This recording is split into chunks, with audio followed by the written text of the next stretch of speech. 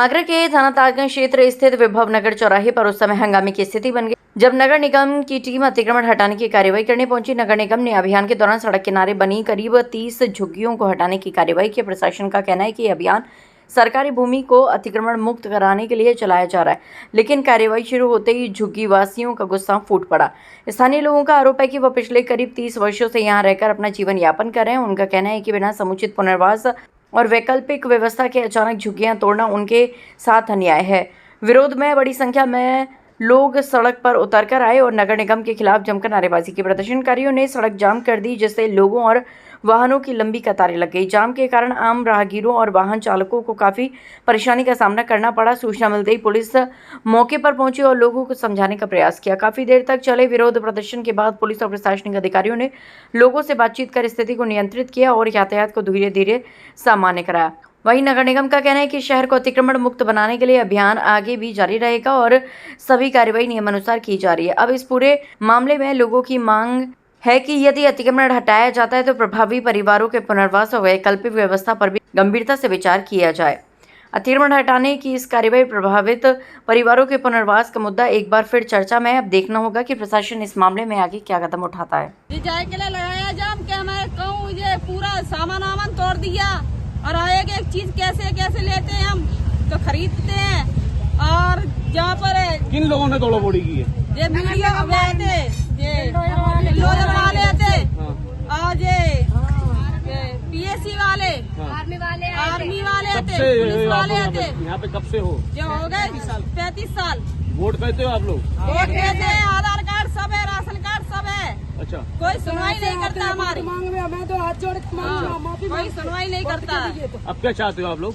हम ये चाहते हैं अगर जहाँ से हटवा हमें कोई कहूँ दे दे, जगह दे दे, वहाँ रह जाएंगे। बच्चों को लेकर छोटे बच्चे को कहाँ जाए कहाँ नहीं जाए। सामान वगैरह दब गया? सामान आता हमारा कूलर, पंखा, फ्रिज सब, टीवी सब आती। कितने परिवार रहते हैं यहाँ पे? लगभग 20-25 है। तो मसला है, हम कहाँ रहेंगे, कहाँ जाएंगे। झोपड़ियाँ पूरी तोड़ दी, कोई किसी से बोला, कोई किसी से कुछ कहा। सारा सामान तोड़ दिया। सब झोपड़ियों पे बिल्डोजर चला दिया उन्होंने। बच्चे भी थे, इतना भी मौका नहीं दिया तुम हटोगे नहीं हटोगे। लगभग कितने परिवार हैं यहाँ पे? यहाँ पे 25-20 परिवार है, पूरे सारे परिवार।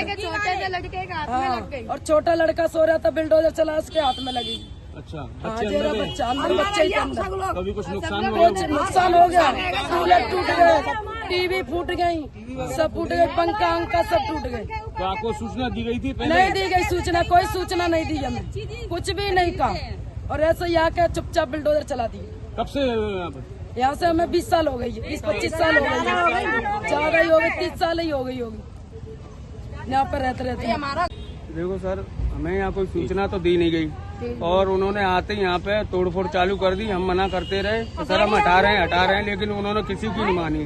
बच्चे अंदर सो रहे थे और सोते में उन्होंने किसी की नहीं मानी और अपना बिल्डोजर चलाते रहे। वो लेडीज से अंदर थी, उनके संग हाथापाई करी है। पुलिस ने आके, जो लेडीज पुलिस थी उनके संग में, उन्होंने कहा नहीं हटे तो आप पे मार पड़ेगी अभी।